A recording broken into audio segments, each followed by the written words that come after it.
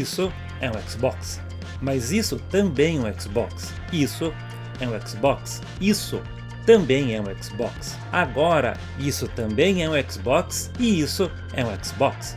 Essa foi a mensagem da Microsoft na semana passada, numa reunião com os funcionários da divisão de jogos, a divisão do Xbox da Microsoft. O Phil Spencer veio com a ideia de que qualquer coisa com uma tela que seja conectado na rede pode ser um Xbox.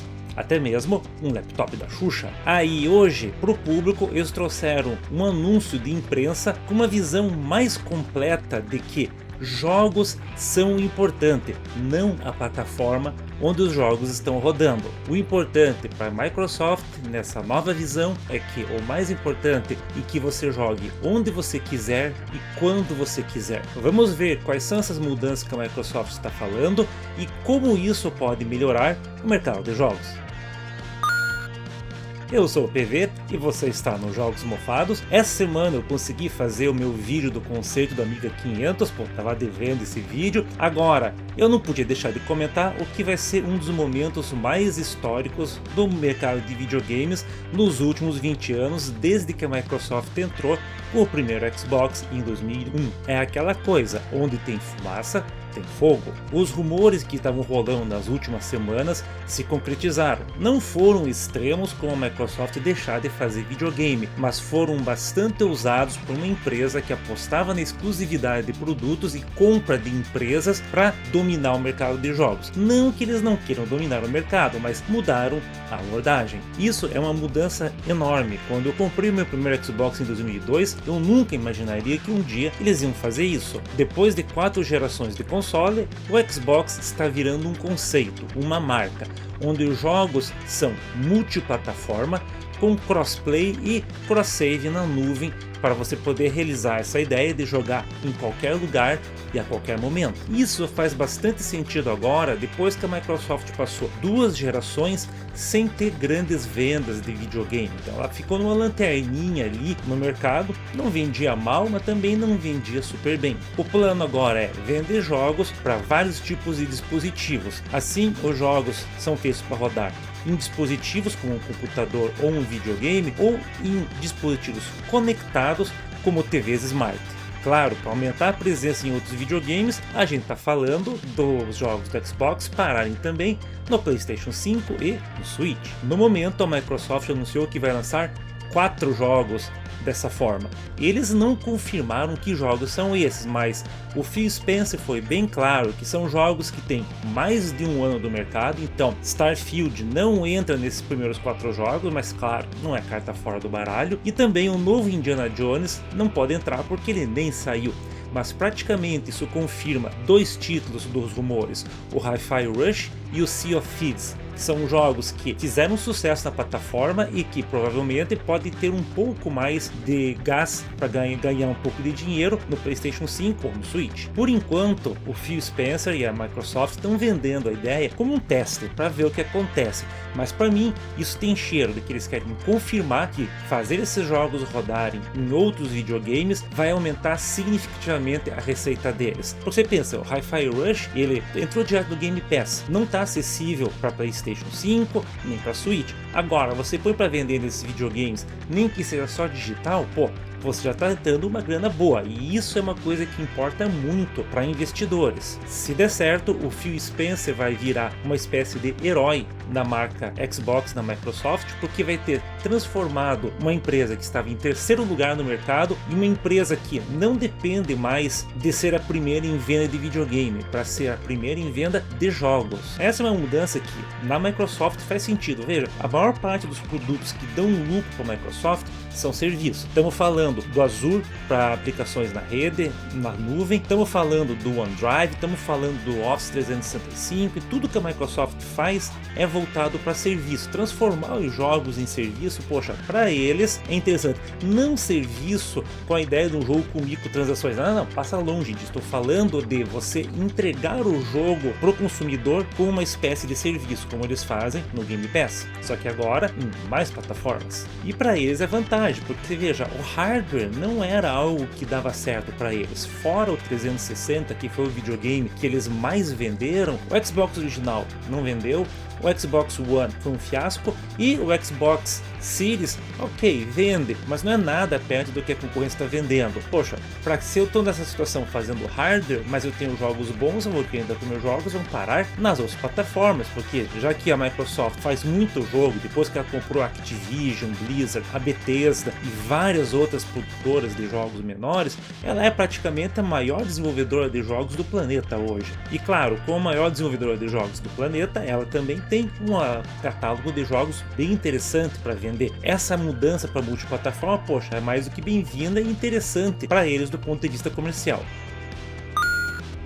Mas isso quer dizer que o Game Pass vai parar no PlayStation 5 e no Switch? A curto prazo não, porque isso vai contra o modelo de negócio da Sony e da Nintendo. Então você veja, a Sony tem o plano dela de jogos online, a Nintendo tem o seu plano de jogos online. A Microsoft, para fazer isso, teria que ter um acordo comercial com a Sony e a Nintendo. Então isso não vai acontecer agora. Dá para descartar direto essa ideia de que o Game Pass vai parar no PlayStation 5 e no Switch.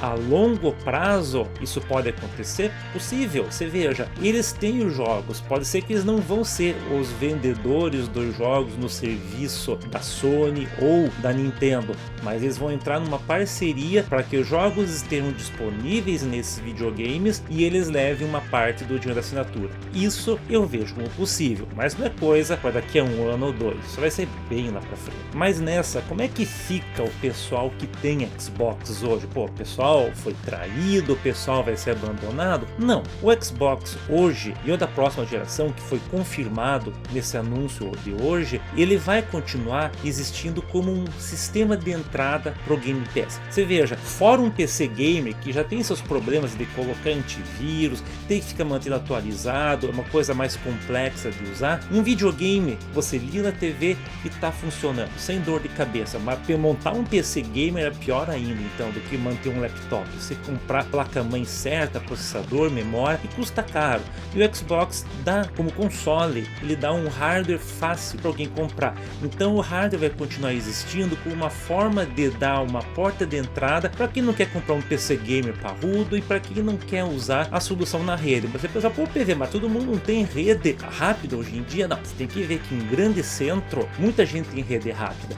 Mas no interior, e não seja isso no Brasil ou mesmo nos Estados Unidos, a rede não é tão rápida assim para poder jogar qualquer coisa online sem problemas. Então o videogame em si vai continuar existindo por um tempo, mas a ideia da rede com a Microsoft, você pode jogar na TV, por exemplo, é fantástica. Eles não precisam vender nenhum videogame, não precisam depender da Sony nem nada. Isso vai continuar no Game Pass, mas o Xbox vai servir como aquele hardware para quem não quer comprar um computador, mas precisa de um videogame para jogar o Game Pass. Outra vantagem de você ter o Xbox é que ele é um alvo para o desenvolvedor. Então você sabe um videogame onde deve rodar. E como o Xbox hoje não é necessariamente o videogame mais potente no mercado, ele, ou mesmo mais potente que um PC, ele acaba sendo um alvo bom para desenvolver e dali você pode ir para o PlayStation, PC, nuvem, então não tem problema.